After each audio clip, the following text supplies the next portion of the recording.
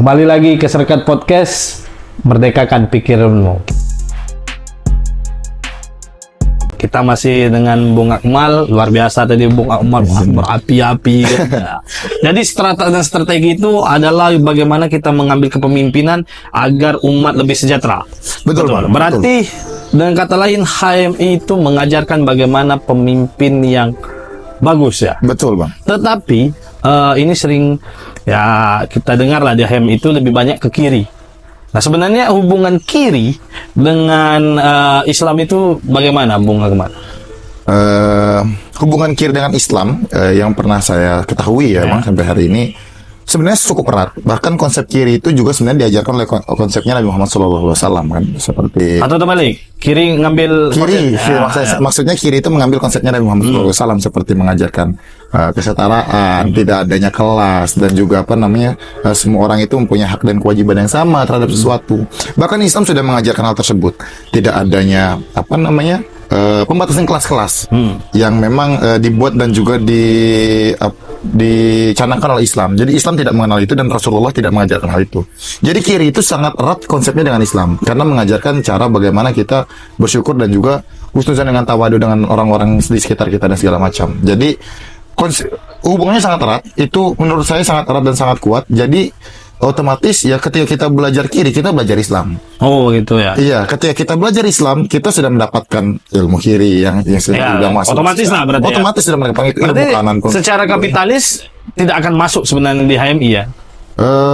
Kalau tidak akan masuk juga salah, Bang. Karena juga pada dasarnya konsep Islam sudah mencakup semuanya seperti itu, Bang. Oh gitu. Kita jadi agak bingung abang nih, ada kapitalis, ada kiri, tiba-tiba gabung ya. Di Islam kita diajarkan konsep itu digabung, di mix udah secara baik dan juga benar, Bang. Menurut saya porsi-porsinya ya. Bisa diporsikan bagaimana Islam mengajarkan konsep kemanusiaan tanpa kelas, hak dan kewajiban yang sama.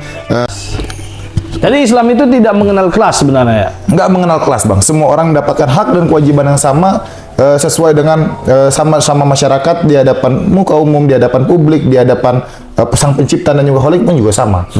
Sedangkan itu juga konsep kanannya Rasulullah mengajarkan cara berdagang.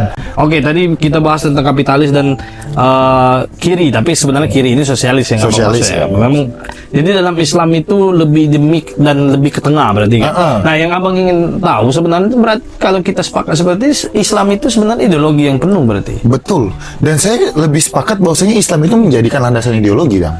Landasan berpikir kita, bagaimana kita akan bergerak, bagaimana kita bernafas, itu juga harus sesuai dengan tuntunan Islam. Karena kenapa? Menurut saya benar bahwasanya jika kita mengejar Allah atau kita mengejar agama, maka dunia akan mengikuti.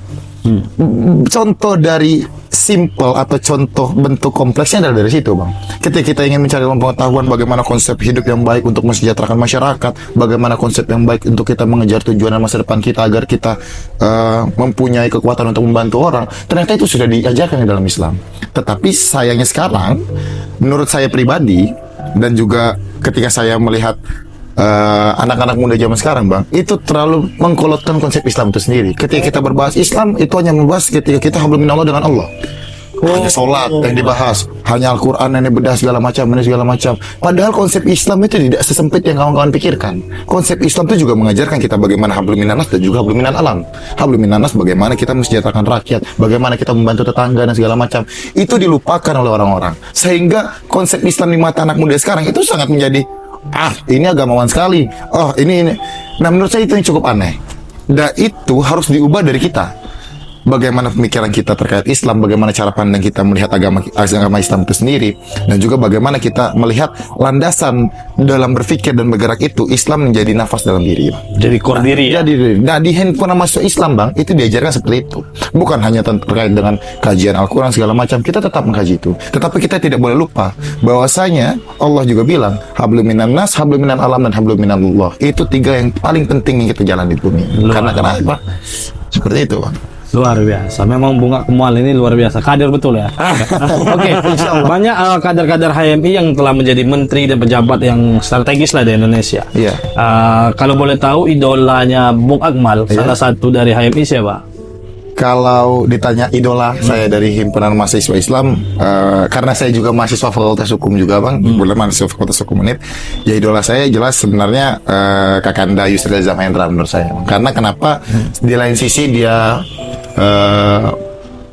ya sebagai sosok kebijaksanaannya mungkin saya rasakan lah.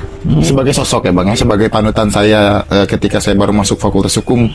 Itu yang juga saya masuk HMI, saya tahu dia senior, saya tahu dia kakanda di HMI, saya melihat bagaimana cara pandang dia melihat sesuatu, cara berpikir, cara berbicara, kebijaksanaan dia dalam memilih atau juga memutus sebuah keputusan, itu menurut saya cukup gemilang dan cukup Luar biasa. luar biasa ya. Memang Prof Yusril ini salah satu yang bisa memecat Jaksa Agung waktu itu ya. Iya, Prof. Hari ini dia bilang Indonesia tidak mempunyai jaksa. Iya, hari ini Memang dia luar memang biasa. cukup wah. Ya, Luar biasa. cukup luar biasa. Dia berani lah bermain argumen ini. Bermain argumen dia berani dan dengan tidak melupakan bagaimana basic Islaman dia serta basic ilmuwan dia itu sih. Oke. Akademisi yang menurut saya akademisi, politisi dan juga role model. Role model. Role model. Oke, oke. Masih dengan Bung Akmal. Ya, Bung Akmal, kita tahu bahwa sebenarnya dulu di Indonesia pernah terjadi partai besar waktu itu Masyumi, dan kita juga tahu Lapan Pane waktu itu sempat tidak boleh orasi di ya. Masyumi. Masyumi ya. Nah, Kongres Masyumi. di situ kita lihat bahwa ada golongan Islam dalam artian tertentu ya, golongan Islam, nasionalis dan komunis. Komunisme apa rakyat? Nah, sekarang partai Islam luar biasa turun, dan menariknya HMI, banyak kader HMI itu tidak masuk partai Islam. Kira-kira nih Bung Akmal, kenapa orang-orang HMI malah tidak masuk partai Islam, malah mereka masuk ke partai-partai nasionalis? Partai nasionalis ya bang ya. Oke. Mungkin kalau Yang tanya ke abang, kan abang tanya ke sama Akmal ini. Iya.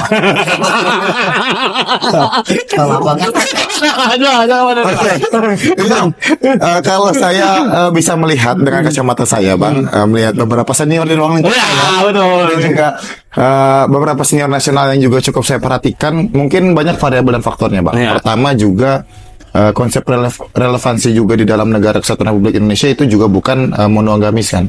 Kita juga mengenal konsep 6 agama yang wajib yang lain, dan juga mereka juga patut dihargai dan segala macam lain hal. Dan sedangkan role model dalam partai Islam ataupun juga konsep-konsep dalam partai Islam sekarang itu sebegitu kolotnya bang. Menurut saya pribadi. Iya. Terlalu mengkotak-kotakan suatu hal, bahkan termasuk sama umat muslim pun dikotak-kotakan. Nah, itu yang cukup ngebuat partai-partai Islam akhirnya hilang dominasinya. Hilang jenayangnya terhadap simpati publik itu sudah hilang. Nah, hal tersebut bisa digapai atau diraih kembali, tapi juga dengan cukup waktu yang rentang yang sangat lama. Karena kenapa? Continue bang, turunnya ketika tahun 1947, Masyumi ketika Masyumi akhirnya bubar, ketika akhirnya partai Islam mulai hanya dinominasi oleh P3 pada zaman Soeharto, cuma ada tripartai dan segala macam lain hal. Dominasi partai Islam terus turun. Karena kenapa bang? Karena ketidakmampuan dan ketidakcakapan orang-orang di dalam partai dalam menyatukan atau kembali menyatukan dari setiap berbagai golongan Islam saja dulu ya bang, berbagai golongan Islam untuk menjadi satu, mempunyai visi besar dan tujuan yang utama. Nah sekarang itu sudah mulai dikotak-kotakan dari dulu, bahwasanya ini Islam yang berbeda dengan Islam yang ini, Islam yang ini berbeda dengan Islam yang ini, Islam yang ini berbeda dengan Islam yang ini, sehingga untuk menyatukannya cukup sulit karena sudah sudah tertanam di mindsetnya bahwasanya Islam kami berbeda dengan Islam dia. Islam kami berbeda dengan Islam dia. Padahal Islam itu adalah agama keselamatan, tidak mengenal manhaj, tidak mengenal mazhab, asal dia mengikuti bagaimana tuntunan Rasulullah dan juga Al-Quran, maka dia disebut Islam seperti itu. Asal dia rukun Islam dia sudah tahu, rukun iman juga sudah dia jalankan, dia sudah Islam menurut saya. Jadi terserah lah, berarti maksud Akmal itu seharusnya ada satu partai yang tidak bermazhab, betul ya? Jadi partai itu menjadi batra besar untuk umat Islam. Umat bagaimana untuk umat untuk bergerak mempunyai tujuan. Nah, kehilangan sekarang kita bang. Kita kehilangan partai, kita kehilangan role model itu, kita kehilangan patriark terkait dengan hal itu. Nah, itu yang menjadi miss-nya di sekarang. Jadi kenapa? Dan juga ketidakmampuan dan ketidakcakapan tadi akhirnya ngebuat para politisi ini akhirnya enggan juga untuk melakukan itu bang.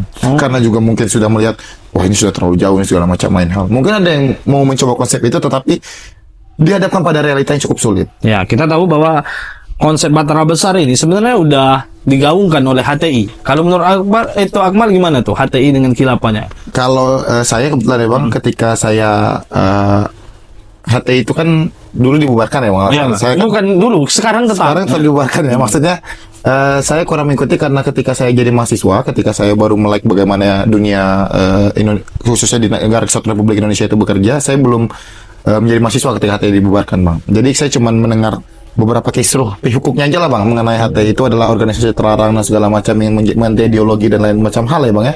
Koreksi juga kalau saya salah karena juga saya kurang tahu. Tapi kalau menurut saya konsep yang dilahirkan ini sudah benar.